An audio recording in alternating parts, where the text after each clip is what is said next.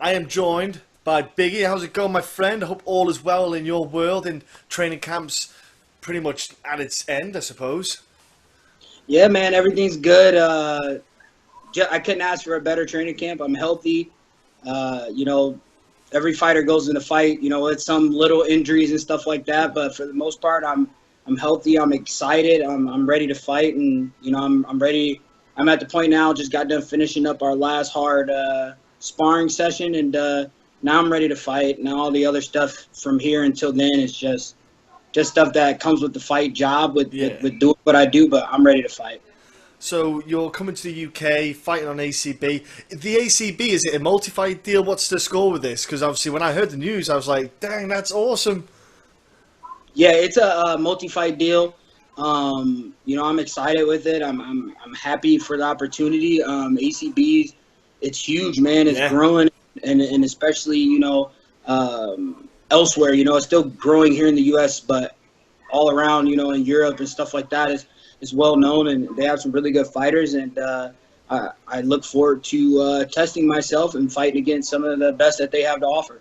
I was going to say that they have cards quite often. So you yourself, your thing was like with Bellator was the fact that you're not always going to get quite a frequent fight, so to speak. So with this though, the option is there. If you just basically have to holler at them in a way, and they'll get you on a card.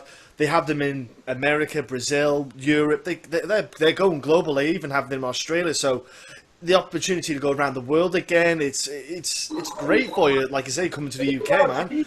Was that a selling point as well? The fact that the frequency of fights is so available. Yeah, I think that's a big thing for me is just being able to fight more often. I think earlier in my career I was fighting a lot, and I was very active, and I felt like that helped me.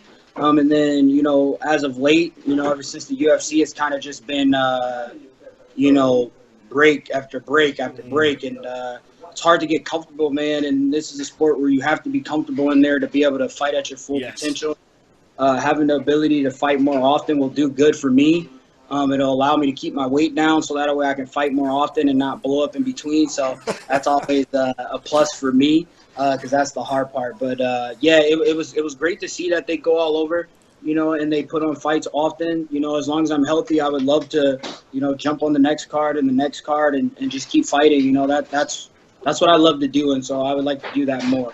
Yeah, I'm saying if I don't fight for a while, like I'm now 220, so I've got to, I know, man, I'm be down. I want to go down. I'm fighting again at middleweight, and I'm like, oh dang, I've got to do this thing called cardio, and no, it's not nice. It's not good, man. I need to be walking like 205, but like that food, man, it tastes so goddamn good. Same, you sound like me. Yeah, I can't help it. I'm like, it's all good. When I sign the contract, then I'll do it. Then I'll do cardio. Until then, it's all good. It's all good. Okay, so I was going to say, I was hanging out with Duke in Glasgow last year when Paul came over and fought, and hanging out with Craig, and I was having a chat with Duke about yourself, and we were talking about your fighting style, etc., all the stuff that you're doing. Obviously, he's got a lot of positive things to say about you as a fighter. With Duke Roufus, the relationship that you have, do you get that vibe as well when you're there with him, or is he one of those coaches when you're there, he's more helping, pointing out the things that you need to work on? Yeah, I think it's a little bit of both, but we can't rest on our morals. We can't rest on the things that people say about us. So it's always the focus on getting better. I might do some things good, but obviously, there's things that I can work on, and even those things that I do good, I got to continue to grow in those areas, or people will catch me. So it's one of those things where, we'll hear it every now and then, but for the most part, it's, get to work, improve. You need to do this, you need to do that, and that's how it's supposed to be, or else you get stagnant. You stay at the same level, and you can't grow that way. And you and your guys there, you got a lot of you got fights coming up. Like obviously you got yourself coming up with the fight. Then Felder's just got his fight announced with James Vick, which is a sick fight. God damn, that's going to be a hellfire. You'll be helping him out with that fight camp. All the guys around you, you're all getting these matchups. I suppose it helps then because it's like a constant momentum for each one of you. You know, one's helping the other, but it's a good kind of vibe then for kind of that focused mentality, getting ready for the fights. Yeah, it has everybody in the gym and everybody's pushing hard and, you know, everybody's in shape. So it's one of those things where, like, you know, one guy is at a certain level and, you know, you want to get there, or you're the guy at that level and everybody else is chasing you. So it's a good vibe to have in the gym, you know, because it just brings everybody up and everybody's training hard. And, you know, we got a lot of guys with fights.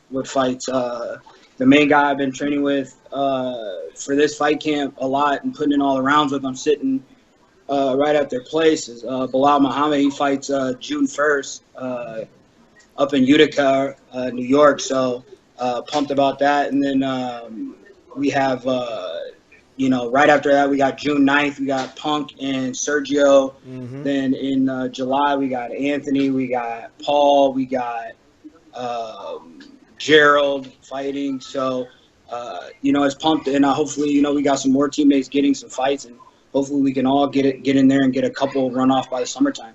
Oh, I love Bilal Muhammad. He's a great dude. Yeah, I remember the name. Yeah, he's a good man. I've had him on the podcast a few times when he was fighting at Titan FC as well before getting into the UFC. Man, he's a good dude. So I've got to ask: are you a fan of the NFL? Am I a fan of the NFL? Yeah, but not like a crazy big like gotta watch football every Sunday type of thing. Like, I live in Wisconsin, so the Packers fans are like nuts, but I'm not a Packers fan, so I'm not nuts. I'm a Cincinnati Bengals fan, so, you know, maybe if they were doing good all the time, then I would be down for them, but they're not, so I watch it whenever I can.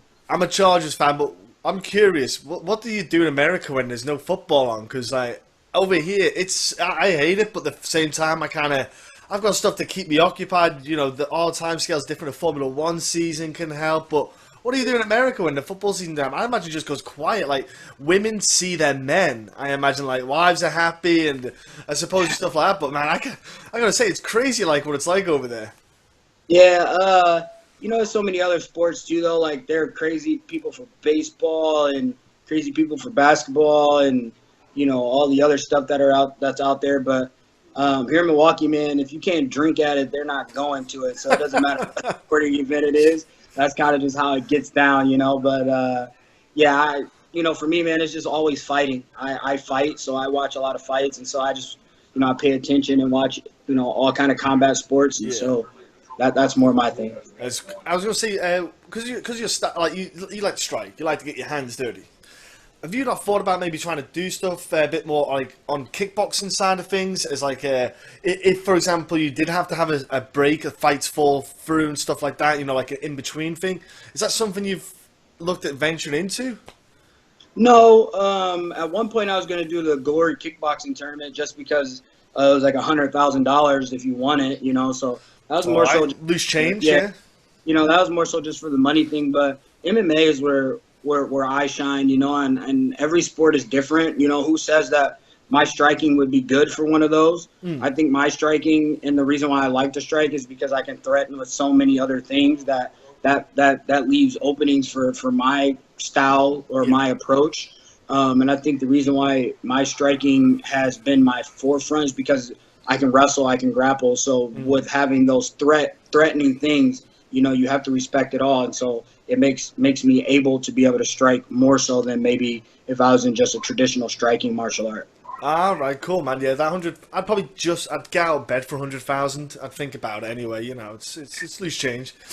So your opponent though for ACB, a tough Russian cat. We're going to call him Chiggie because I think it makes sense. Biggie versus Chiggie. Not going to say his name. Like he likes to stand and strike. You know, so like I said to you before, it's a great mix, man. It makes for a great fight. Have you reviewed him yourself? You must be quite excited when you see someone like that. That style, it kind of clicks for yours.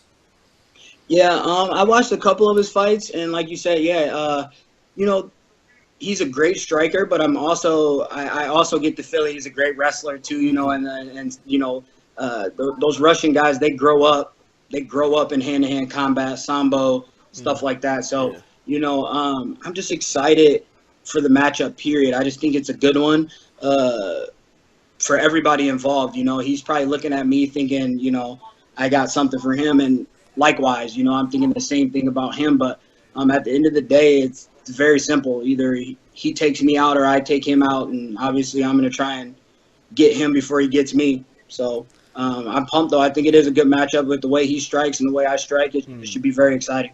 He likes his overhands. He definitely likes his overhands. I noticed that a lot in his fights. He loves to throw them. As long as you just keep them hands up on those overhands, son. That's all I'm going to say. Yeah, he throws heat, man. He ain't playing around. He's trying to get it done. Yeah, he's like, nah, I don't get paid by the hour, so get me in, get me out. Look, man, I can't wait for the fight card. It's a really good card to have. People in the UK, like I think ACB have put a stacked card on. And they kept adding addition, and they threw your name in. And I was like, that is awesome seeing the guys like you yourself coming over to the UK. I know you're gonna have a good time when you come over for the fight itself. But if you get a chance to spend a bit of time in the UK, if you get a bit of downtime, get about, enjoy the scene, mate. I'm sure you'll be coming over again. ACB will have you over in the UK and Europe in the future, of course. Before I let you go, Biggie, give people a shout at home, how they can give you a follow, how they can subscribe to your social media stuff, how they can join you on this new journey with ACB, man. Yeah, thank you, man. I appreciate it. You guys can always follow me on social media. It's Team Rock Biggie, TeamRockBiggie. That's Snapchat, Twitter, and Instagram. Mike Biggie Rhodes fan page over on Facebook.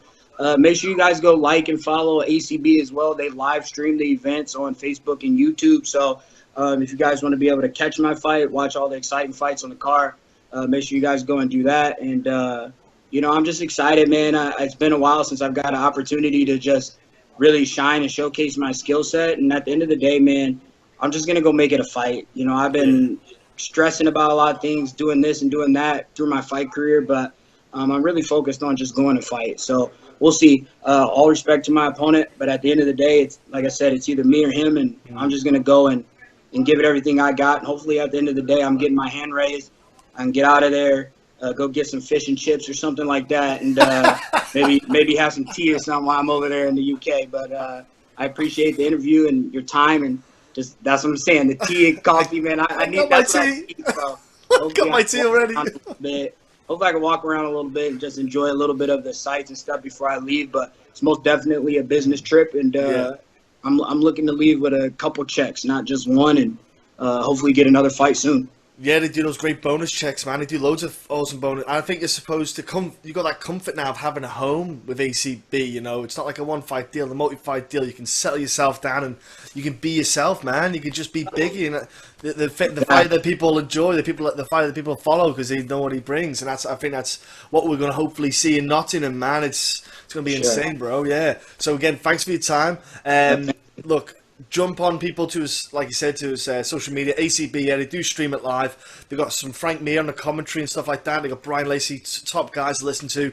So yeah, it's going to be absolutely insane. Thanks so much again, and people follow him on social media. Thank you, I appreciate it.